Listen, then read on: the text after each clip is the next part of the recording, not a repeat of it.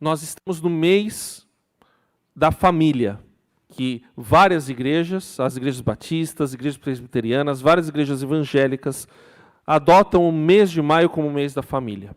E a família é a base da sociedade. O irmão Paulo estava aqui hoje de manhã e eu sempre lembro do irmão Paulo dizer que a família é a célula máter da sociedade. É aquilo que compõe a sociedade. E se uma sociedade é composta de famílias saudáveis, essa sociedade será saudável. Agora, se uma sociedade é composta de famílias em crise, essa sociedade automaticamente entra em crise, porque é a família quem faz o básico da sociedade, quem traz os filhos, quem cria os filhos, de onde os filhos saem, e onde ocorrem os primeiros relacionamentos, para onde as pessoas voltam para suas casas depois do trabalho e vão. A gente passa muito tempo no trabalho, mas para a família, a gente pode até trocar de trabalho, mas para a família a gente normalmente volta. Infelizmente, nós estamos numa época em que também está se trocando muito de família. Mas nós vamos falar um pouco mais sobre isso. Queremos falar sobre as famílias nas mãos de Deus. As famílias estão nas mãos de Deus. Deus tem a nossa vida, a sociedade, o universo em suas mãos. E esse texto, ele está falando sobre o povo de Israel, mas a gente também pode entender que nós, como povo de Deus, Deus tem essa mesma atitude que Ele tem para com o povo de Israel, para conosco também. Por isso nós vamos ver em Isaías 18, lendo dos versículos 1 aos versículos 6 inicialmente. Esta é a palavra que veio a Jeremias da parte do Senhor. Vá à casa do oleiro, e ali você ouvirá minha mensagem. Então fui à casa do oleiro e o vi trabalhando com a roda, mas o vaso de barro que ele estava formando estragou-se em suas mãos. E ele o refez, moldando outro vaso de acordo com a sua vontade. Então o Senhor dirigiu-me a palavra: ó comunidade de Israel, será que eu não posso agir com vocês como fez o oleiro? Pergunta o Senhor.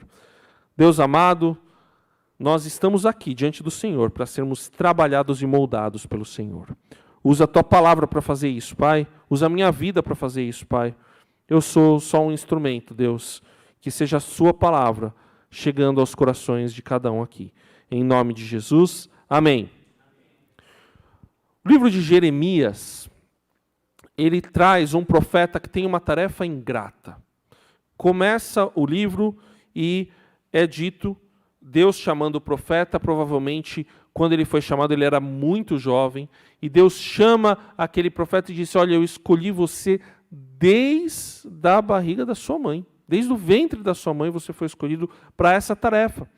E, como é dito a outros profetas, Deus vai dizer para Jeremias: você vai falar, você vai anunciar minha mensagem, você vai profetizar para o povo, mas o povo não vai te ouvir. O povo não vai te obedecer. O povo é infiel e você vai pregar essa mensagem de advertência para ele. Pode ser que alguém se converta, mas pode ser, e é muito provável que o povo não se converta, mas mesmo assim você vai anunciar. Então Jeremias já sabia que ele tinha uma tarefa ingrata, e em todo o livro de Jeremias, o livro de Jeremias é muito triste nesse sentido, porque do começo do livro até o fim, quase ninguém dá ouvidos para aquilo que Jeremias fala. Chega uma hora que o juízo que Jeremias anunciou veio. E isso está até mais ou menos no meio do livro. O juízo veio. E aí, Jeremias dá uma nova palavra. Ó, não vão por esse caminho que vocês estão querendo ir. Eu não vou dar muito spoiler não, porque eu quero que você leia o livro de Jeremias, irmão e irmã. Então, não vai por esse caminho que vocês estão querendo ir. É para vocês ficarem. Não saiam da terra. A terra está destruída pelos babilônios, mas não saiam, fiquem aqui. E o povo sai. Até depois que o povo viu o juízo acontecer, até depois que o povo viu que as palavras do profeta se cumpriram, mesmo assim, o povo continuou desobediente. A desobediência é algo que o profeta Jeremias fala de maneira muito firme no seu livro. Vocês não estão cumprindo a palavra de Deus.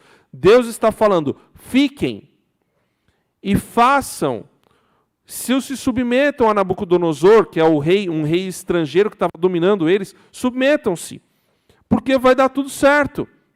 E eles não se submetem. Obedeçam a Deus, façam justiça, cumpram a lei, e vai dar tudo certo. E o povo não faz isso, as lideranças não fazem isso, as pessoas, os judeus, os israelitas não fazem isso. E não faziam isso porque estavam adorando outros deuses, deuses falsos, estavam idolatrando, estavam mantendo outras divindades como uma espécie de auxiliares à adoração a Deus. Eles estavam lá com o templo, eles tinham os sacerdotes, eles tinham a lei, diziam que adoravam ao Senhor, mas também mantinham a adoração a outros ídolos, a outros deuses falsos, que são feitos de madeira, que são feitos de barro, que são feitos de ideias, não podem fazer nada. E aquele povo adorava esses ídolos. E essa desobediência terrível também causou o juízo, porque dessa forma eles estavam quebrando a aliança, o compromisso que eles tinham feito com Deus.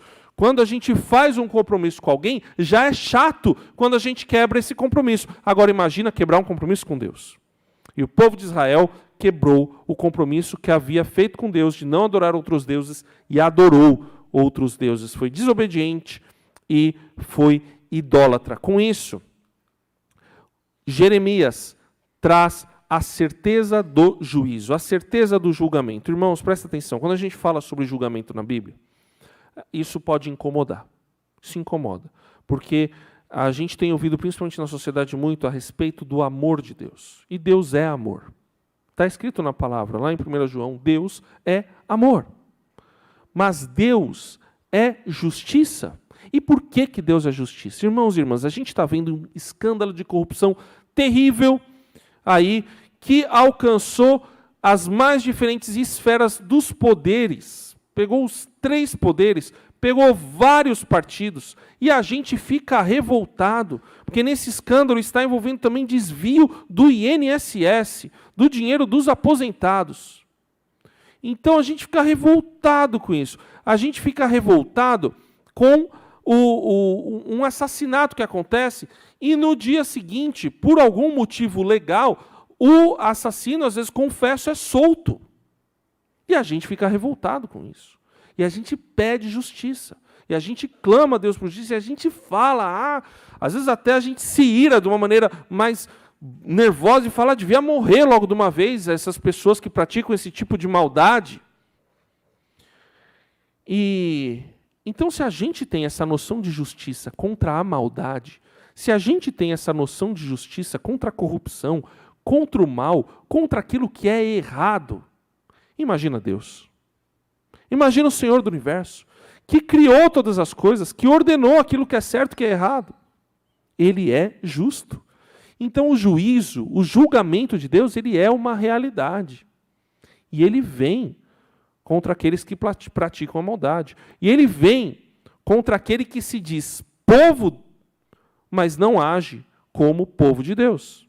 E não age de acordo com aquilo que lê e que ouve na palavra de Deus. O juízo pode vir sobre a minha e sobre a sua vida. A misericórdia, graças a Deus, é a causa de nós não sermos consumidos. Mas nós recebemos a consequência dos nossos erros. Nós recebemos as consequências dos nossos pecados. E quando o povo insiste no pecado, o juízo é uma certeza. O juízo vem. E o capítulo 17 de Jeremias, ele fala muito sobre isso. Ele fala, olha, eu vou quebrar Israel de um jeito que não vai dar nem para consertar, não vai dar nem para arrumar. Eu estou escrevendo esse pecado aqui, eu estou escrevendo essas coisas aqui com estilete. Estou marcando de um jeito para o povo não esquecer, porque eu vou julgar, porque eu vou resolver essa situação, porque o pecado que o povo cometeu é terrível. Líderes de Israel chegaram a queimar seus filhos em sacrifício a outros deuses. Foi esse o nível de pecado que Judá chegou. Então, Deus falou, eu vou precisar julgar. Ao mesmo tempo, no capítulo 17 de Jeremias, o Senhor exorta aqueles que são fiéis a continuarem confiando em Deus. Exortação é uma chamada que envolve encorajamento, que envolve consolo, às vezes confronto, mas é uma chamada para a realidade. E a realidade é, se você é fiel e você está no meio de um povo infiel, irmão, continue confiando em Deus, não importa o que aconteça. Continue firme em Deus, porque Ele vai te sustentar. Ele vai te manter. O furacão vai passar e vai vir, mas você vai ser mantido firme e seguro pelo Senhor. Portanto, Jeremias exorta, e aqui no texto, no capítulo 17, assim diz o Senhor: maldito é o homem que confia nos homens, que faz da humanidade mortal a sua força, mas cujo coração se afasta do Senhor. Mas bendito é o homem, versículo 7 do capítulo 17, cuja confiança está no Senhor, cuja confiança nele está. Ele será como uma árvore plantada junto às águas e que estende suas raízes para o ribeiro. Ela não temerá quando chegar o calor, porque as suas folhas estão sempre verdes. Não ficará ansiosa no ano da seca, nem deixará de dar fruto. Quem confia no Senhor é forte e vai ser fortalecido e sustentado por Ele. Por isso, apesar da certeza do juízo contra o povo de Deus que Jeremias proclama, Jeremias também proclama: quem é fiel e quem quer ser fiel, confie no Senhor. Confie no Senhor.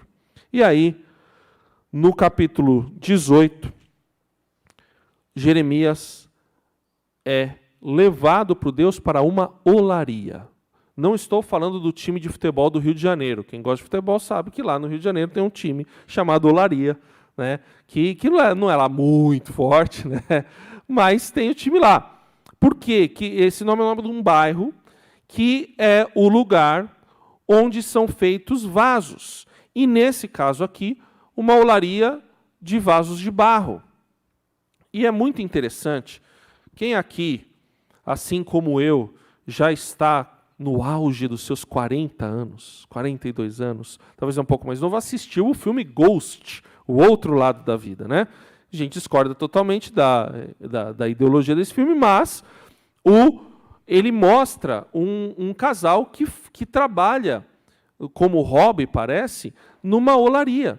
E foi a primeira vez que eu vi, eu lembro que eu vi essa figura de alguém trabalhando na olaria e mexendo. E essa pessoa, claro, uma olaria moderna, você tem um mecanismo de pedal que você fica lá pedalando e uma roda vai girando muito rápido e você coloca o barro no centro daquela roda e, graças à força centrípeta, você consegue trabalhar, e também a força centrífuga, aí não é muito a minha área, mas graças à força que é exercida ali, você consegue trabalhar no barro. O oleiro, um oleiro treinado, habilidoso, começa a trabalhar no barro, ele vai colocando, vai mexendo com água, vai umedecendo e ao mesmo tempo endurecendo, e ele vai trabalhando para formar o barro, para ele se tornar um vaso, para ele se tornar um produto, para ele se tornar um recipiente que vai receber água, que vai receber flores, que vai guardar coisas, que vai ter lá a sua função. E Jeremias é levado para essa olaria. E quando a gente vê alguns filmes que mostram olaria, ou quando você vai a uma olaria, você vai perceber que às vezes o oleiro está trabalhando no barro e de repente ele desfaz aquele barro. Viu alguma imperfeição, viu alguma coisa, ou às vezes estragou. O oleiro que é ruim, ele estraga o barro sozinho, mas o oleiro que é bom, ele mesmo, quando percebe alguma coisa, poxa, não está ficando legal isso daqui, como o barro ainda está bastante úmido, dá para desfazer. Às vezes você precisa pegar outro barro, você precisa complementar ou trabalhar a partir daquilo lá para poder refazer. Refaz do zero aquele vaso de barro.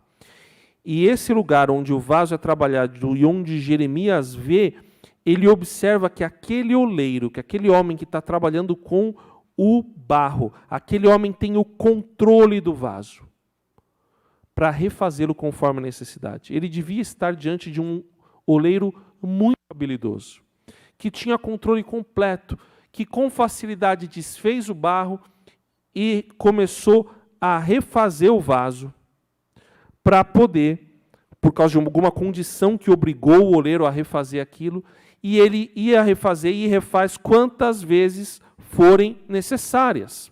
No caso do que Jeremias viu aqui, o texto deixa claro que o vaso de barro que ele estava formando estragou-se em suas mãos. Então, havia algum problema com o próprio material, havia algum problema com o próprio vaso que estava sendo formado ali, independente da perícia do oleiro. E aí ele percebe que o oleiro, observando aquilo, ele tem que trabalhar com o vaso de novo e mexer no vaso novamente. Desfazer para poder refazer. Desfazer para poder refazer. E aí o Senhor fala para Jeremias: eu ajo dessa forma com vocês, como fez o oleiro. Deus está dizendo aqui que assim como o oleiro tem o controle daquele barro, daquele vaso, Deus é soberano e tem o controle do seu povo. Deus é soberano e trabalha com o seu povo de acordo com o material que ele tem em mãos. Isso significa que o povo de Deus está nas mãos e no controle de Deus. O povo de Judá, o povo de Israel, estava nas mãos e no controle de Deus. A igreja é chamada de povo de Deus. E a igreja está nas mãos e no controle de Deus. As famílias que servem a Deus estão nas mãos e no controle de Deus. E Ele faz aquilo que for necessário para que o vaso fique bonito, para que o vaso seja útil, para que o vaso seja o mais perfeito possível. Apesar do vaso ser de barro. O vaso de barro é frágil. E é interessante que ele usa essa figura aqui. Ele não usa uma figura de ferreiro, que vai fazer algo muito forte, muito resistente. Ele usa a figura de um vaso de barro, que vai fazer algo que é importante, que é útil, mas que tem a sua fragilidade. E nós somos assim, vasos de barro. O apóstolo Paulo vai falar em 2 Coríntios que nós temos um tesouro como em vaso de barro. E nós somos o vaso de barro. O tesouro é o Espírito Santo de Deus, mas nós somos vasos de barro. Frágeis, limitados. E às vezes se quebram. E precisam ser refeitos pelo grande oleiro, que precisa esquentar, que precisa pegar o barro, refazer, e viu alguma coisa errada e tem que fazer de novo. Deus age assim com a nossa vida. E assim como o oleiro pode refazer o vaso a partir do barro que se estragou, Deus pode refazer e restaurar o seu povo. Ele vai olhar imperfeições, ele vai olhar problemas, ele vai olhar situações e condições que são desfavoráveis. E ele vai ter que mexer naquele vaso. Às vezes ele vai ter que desfazer e mexer de novo, e mexer de novo.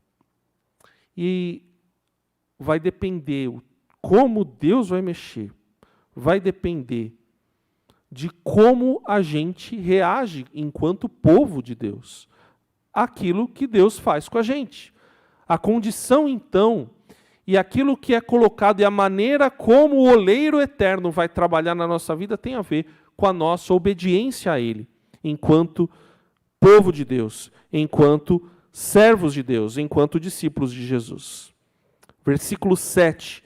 Se em algum momento eu decretar que uma nação ou um reino seja arrancado, despedaçado e arruinado, e se essa nação que eu adverti converter-se da sua perversidade, então eu me arrependerei e não trarei sobre ela a desgraça que eu tinha planejado.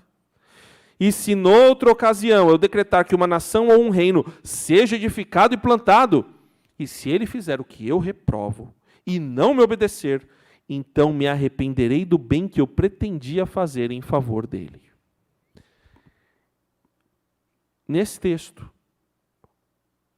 Esse parágrafo que eu acabei de ler tem tudo a ver com o trabalho do oleiro. O trabalho do oleiro vai depender também da resposta do povo, porque Deus trabalha com a misericórdia e a justiça. Então, como é que isso vai funcionar no trabalho de Deus com o seu povo? A gente viu aqui, tem um povo ruim, tem um povo que está fazendo tudo errado. Vem a advertência. E essa advertência como um juízo. Ó, vai acontecer isso. Tem um livro da Bíblia que fala sobre isso. Alguém lembra qual é o livro da Bíblia que tem que tem mais, segue essa sequência aí? Que fala, ó, com certeza daqui 3 dias vai ser essa cidade que vai ser destruída. Que livro que fala sobre isso? Jonas. Jonas, Deus manda o profeta ir lá e falar para Nínive. Fala lá que vai ser destruída. E aí, a advertência é dada. E o que pode acontecer? Pode acontecer o arrependimento. E foi o que aconteceu em Nínive. Você vê lá Jonas. Por isso eu acho impressionante. O pessoal fala, o Deus do Antigo Testamento é mau e o Deus do Novo Testamento é bom. Aí eu falo, então abre em Jonas para mim, por favor. E fala que Deus mau é esse daí. Deus é tão bom que até o profeta fica bravo com ele porque queria que o povo fosse destruído.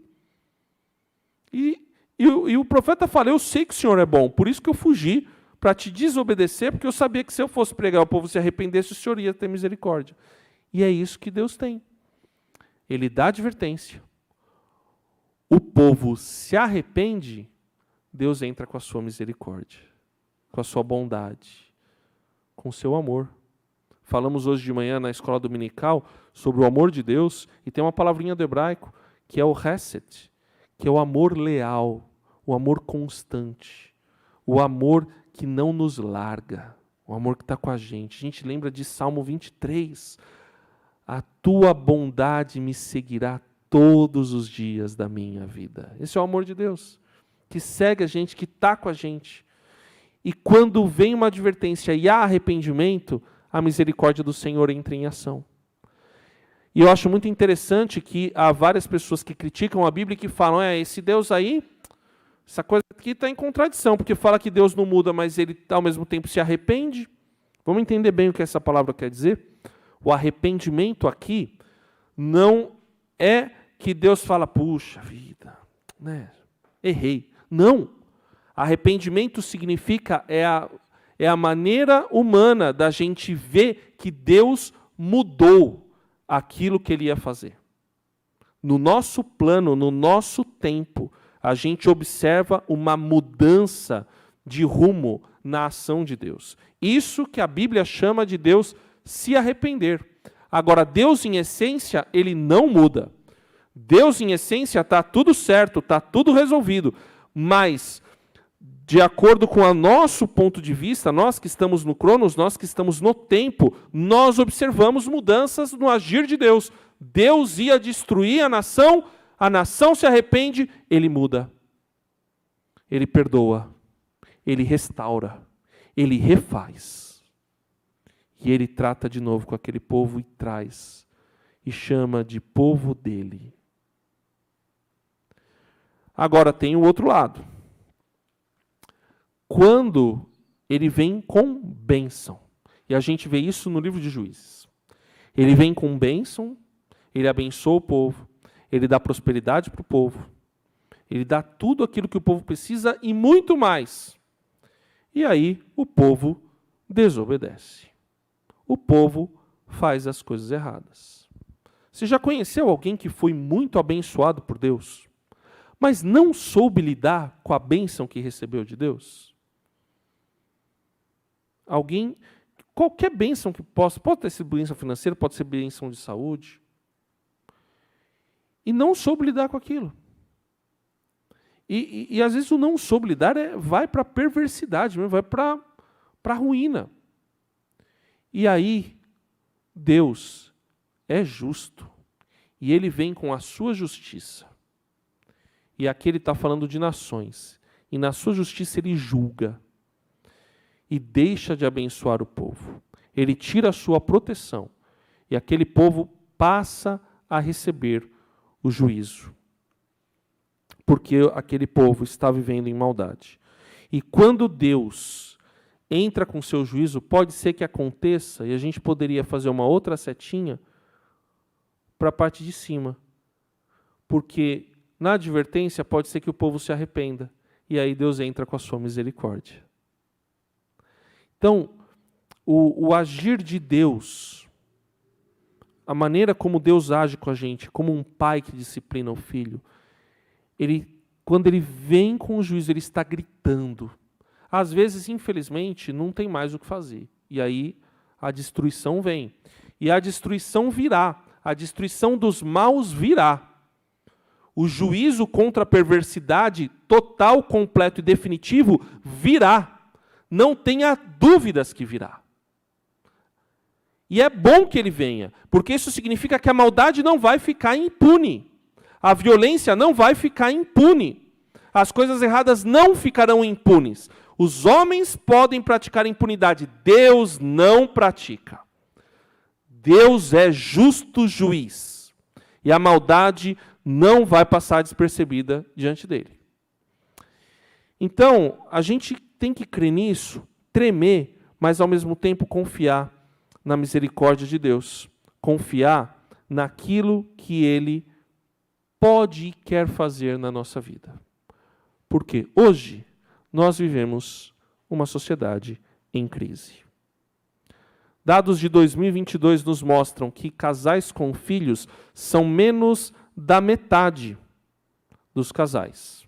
42%. Aquilo que nós poderíamos chamar de família tradicional. Mas é provável que nestes casais com os filhos já tenham famílias do segundo casamento com filhos que são meio irmãos.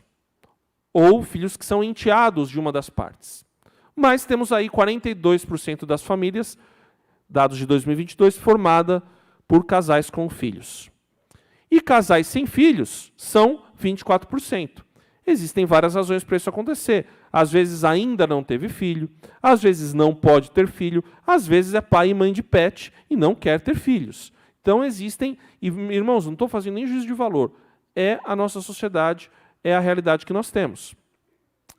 A gente tem também 13,5% de mães solo, ou seja, mães que criam os seus filhos sem cônjuge. E esse número cresceu. No levantamento anterior, ele era perto de 10%, e ele cresceu para 13,5%, e com certeza está crescendo mais. Também cresceu os pais solo. Ele era 1% no levantamento anterior, e agora está em 2%. Mas, para mim, o dado que aí sim é o mais triste de todos, é que de cada 100 casamentos, 47 terminam em divórcio. A taxa de divórcio é de 47% no Brasil. Esses dados são de 2022, esses dados são do nosso país. Quando você olha tudo isso, e você vê essa realidade, a gente não pode olhar só pessoas adultas aqui. Nós precisamos olhar para as crianças. E quando nós vemos essa realidade e pensamos nas crianças, nós não podemos pensar apenas nelas, mas em todo o ecossistema que vem com elas, que envolve as escolas. E aí, quando você conversa com professores e professoras, elas vão dizer, é muito difícil lidar com os filhos, mas às vezes é mais difícil lidar com os pais. E é muito interessante que quando a gente, como pai, se envolve e vai conversar com os professores, a gente recebe elogio. Porque, infelizmente, os professores hoje não estão, e nós temos professores aqui que podem confirmar isso, não estão mais acostumados a lidar com bons pais que se preocupem com os seus filhos. Essa é uma triste realidade que faz a nossa sociedade estar em crise, porque as famílias estão em crise. A crise da nossa sociedade é uma crise que envolve pessoas que não acreditam mais na família, que não acreditam mais no casamento, que não acreditam que vão criar os seus filhos. E conversando com professores, um aluno dá um trabalho, conheço um caso bem recente, o aluno fez uma coisa terrível, E ligaram para a mãe, porque o pai já é divorciado e já não liga, né? E ligaram para a mãe. E a mãe falou, eu estou numa reunião importante, não posso lidar com isso agora. Era um caso de agressão. Eu não posso lidar com isso agora.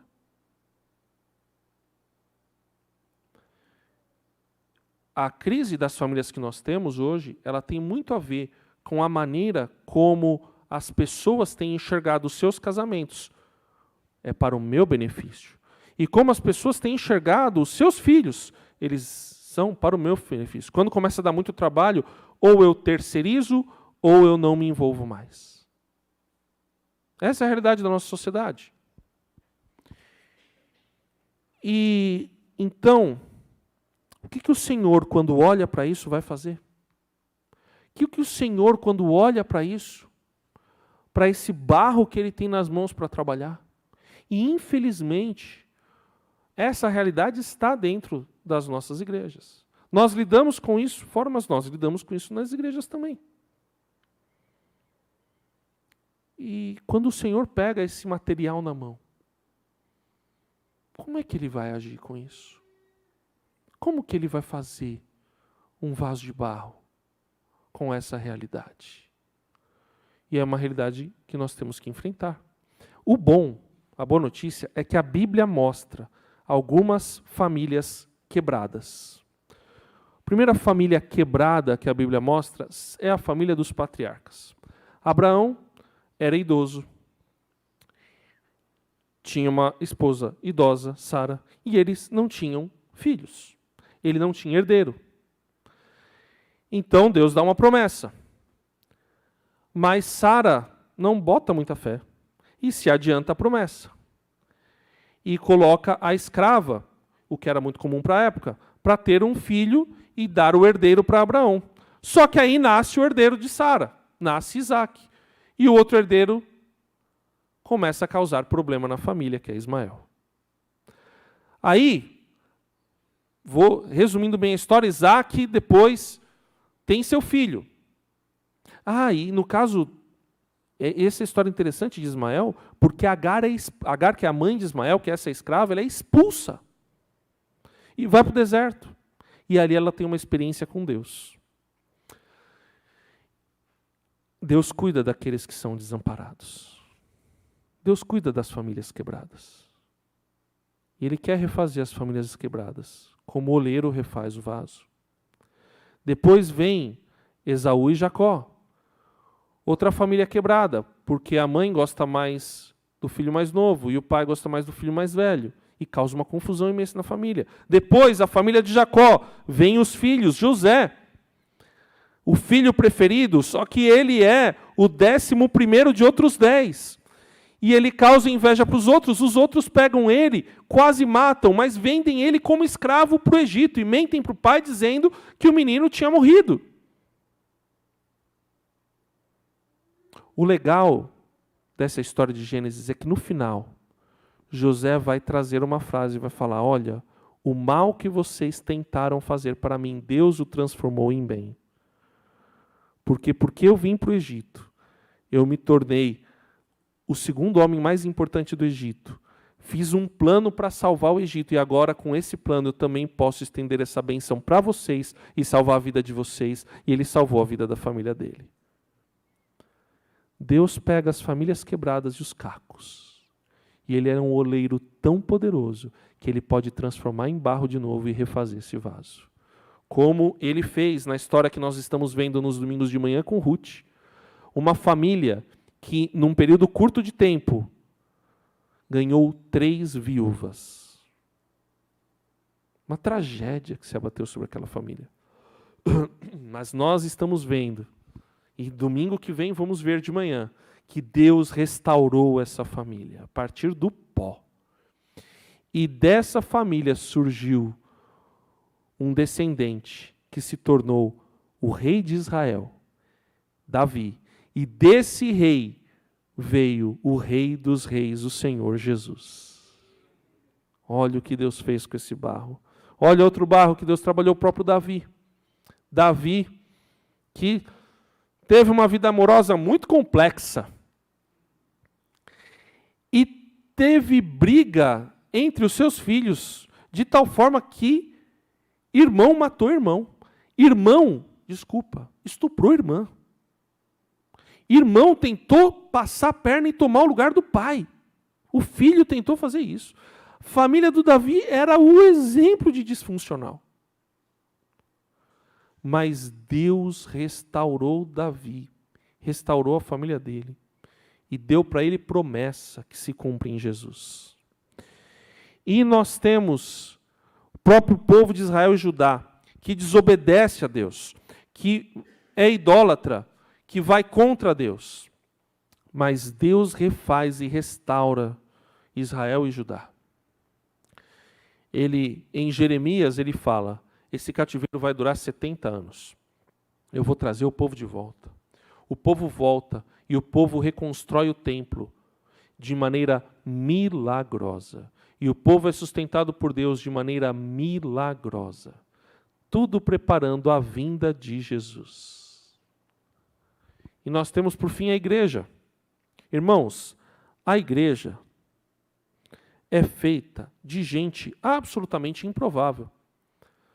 Quem assiste The Chosen vê isso, né? Não sei se Mateus era mesmo autista, eu tenho muitas dúvidas em relação a isso, mas eu imagino que ali era briga o tempo todo, porque você tinha pescadores que tinham lá o seu entendimento da vida, mas eram judeus. Aí você tinha o coletor de impostos, ele era traidor da pátria. Aí chega um que mexe com dinheiro e todo mundo desconfia que aquele lá, e depois se confirma, roubava. E aí chega outro que era o radical total, o zelote, que queria matar qualquer pessoa que estivesse minimamente perto do povo romano. Imagina essa turma, irmãos. Imagina que coisa maluca. E Deus fundou a gente a partir desses 12 improváveis. Gente lá da Galileia, lá do norte de Israel, assim, que é o lugar, você podia esperar de Judá, de algum lugar assim, mas não, veio do norte, veio lá da beira do mar da Galileia. Lugar sem importância. Então, Deus gosta de trabalhar com vaso de barro quebrado. E Deus pega esses vasos de barro e refaz, e reconstrói. Ele trabalha com famílias disfuncionais. Ele trabalha através de famílias disfuncionais. Porque pode ser que você tenha vindo de uma família disfuncional, ou que, infelizmente, a sua família esteja disfuncional. Sabe o que ele quer fazer com você? Ele quer moldar a sua vida de novo.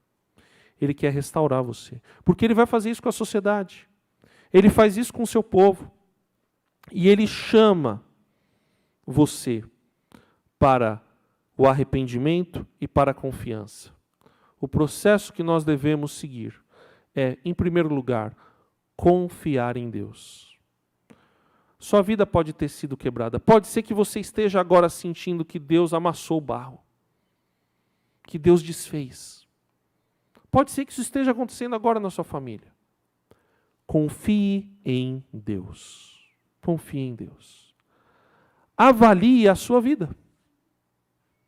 O profeta Jeremias chamou o povo ao arrependimento. Então, vocês estão errados, Deus vai dar uma oportunidade para vocês. Mudem de vida. Mudem o caminho de vocês, arrependam-se. Porque Deus é misericordioso, Ele é bondoso. E Ele derramou a graça dEle através de Jesus. A gente tem acesso à graça de Deus por meio de Jesus.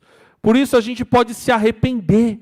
A gente pode virar para Deus e falar, Senhor, eu não quero mais viver desse jeito errado que eu estou vivendo. Senhor, muda a minha história, muda a minha família, mexe com o meu coração. Ele te dá agora, hoje, nessa noite, oportunidade de arrependimento. E você pode se manter firme em oração. Às vezes, você está num bom momento da sua vida espiritual, mas você está vendo o mundo desabar ao seu redor. Você está vendo a coisa acabar. Você pode e deve se manter fiel. E fiel, em primeiro lugar, em oração. em oração pela sua casa, em oração pela sua família, em oração pelos seus pais, pelo seu cônjuge, pelos seus filhos, pelos seus sobrinhos, pelos seus netos. Ore, ore, ore. Coloque a vida dos seus em oração. E haja. Parta para a ação. Parta para a evangelização. Nós temos a oportunidade da cruzada evangelística aí. Fale de Jesus para os outros. Ajude a transformar famílias. Uma oração que eu tenho feito para Deus é: Senhor, usa a minha família para abençoar outras famílias. Usa a minha vida para abençoar outras vidas. Senhor, usa-me para que eu possa abençoar. Confie na soberania de Deus. Confie que Ele está no controle da situação. Confie que Ele, como oleiro, não perdeu o controle da sua vida, da sua família, desta nação. Ele é soberano. E Ele vai agir sobre nós. Confie nele, avalie sua vida, arrepende-se, ore e parta para a ação.